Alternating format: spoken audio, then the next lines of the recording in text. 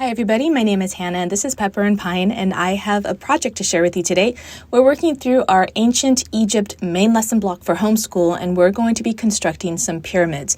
Now, we've done a lot of pyramid projects in the past, but this one we're starting from scratch. So I'm going to make our pyramids to scale. So I've got 3 pieces of paper here that are the correct measurements, and you can find all of the details on the blog post that accompanies this video. It's on my website at pepperandpine.com, and you can find that link down in the description box below if you want to follow these measurements as well. I'm using some Aardvark clay, and I'm not minding the cone number because we're not going to be firing this anyway. Now, our project is going to end up being pretty thick, and because of this, when it dries, it's less likely to crack. So I am using these tiny little dowels, like bamboo sticks, in order to measure the height to make sure that as we're forming our pyramids, we don't exceed the height. And so I put that right down the center. They are skewered, so the tip is sharp, so do be careful if you're working with young children. We didn't have any issues with this, but you could just use blunt ends on both sides. So I'm trying to shape this, and this ends up being a little bit of a mistake because as I shape it, it gets smaller and smaller, and it's actually not going to be the correct size for the base. Now, for a pyramid, it seems like it should be super simple to make, but actually it took a really long time, not just to get the proportions correct, but just to get the shape correct. So we really had to work this quite a bit, and now I'm realizing that with all of that shaping, it ended up being too small at the base, even though the height was pretty much correct. So I could have just squished this down and tried to reform it, but in retrospect and moving forward with the larger pyramids, I'm going to make them larger than what they need to be. That way I have enough extra material to shape it and remove it as I'm working through it.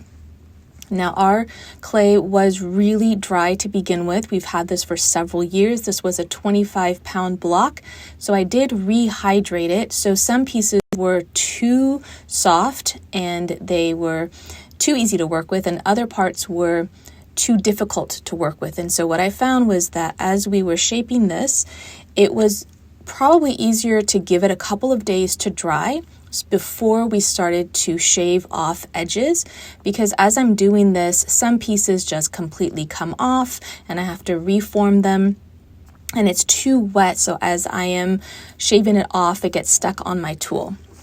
So here are the larger pyramids, and I have overmade them, and now I'm going to put my little bamboo skewer right down the center, and I can see that it is too high, but that's okay. I've overmade them. You can see that they're really soft, and while I do try to cut this one down, I realize that it's a lot easier to do this once it dries and starts to dehydrate a little bit, because then I have a little bit more control. And even after they've dried for a long time, I found that it was easier and easier to shape it. We're going to end up doing something a little bit different, and that's to add a whitewash on top, kind of like the limestone finish that the ancient pyramids had. So I wanted to give these a really good long time to dry before I added that extra layer. So you could stop here. This was a great project in and of itself, but 6 weeks later, when they were really dry, and you can see that they have gotten lighter, you can see that there's barely any cracking at all. At this point, you can start to shape them even more, and it just comes right off like dust. So I also wanted to remove the skewers that were inside. You could leave them inside if you want. They don't show and they're not a problem at all.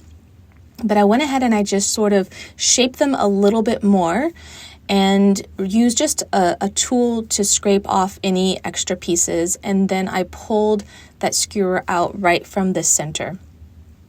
At this point, I'm going to use my Plaster of Paris. You want to mix 2 parts of Plaster of Paris to 1 part of water. And this was enough for all 6 pyramids because I am working alongside my daughter who did her own set of pyramids. I went ahead and I put the plaster on all 6, but she constructed her own pyramids. Now, when you do this, you have to work pretty fast because as soon as the moisture hits the pyramids that are dry, that clay is dry, it starts to rehydrate and it starts to mix with the plaster. So you have to work pretty quickly. I ended up doing about 3 coats on all sides except for the base. And this turned out really nice in the end. And I let it dry for about 35 to 45 minutes before I started to carve in to make it sort of look like blocks. And this looked pretty good. Not great, but it's so subtle that you could completely skip that part altogether. Now I've got some gold paint to paint the tip of each of the pyramids, but I wanted to add gold leaf instead, so I'm adding a little bit of the adhesive. And I went ahead and I added it on all 6, even though I had already painted a few of them.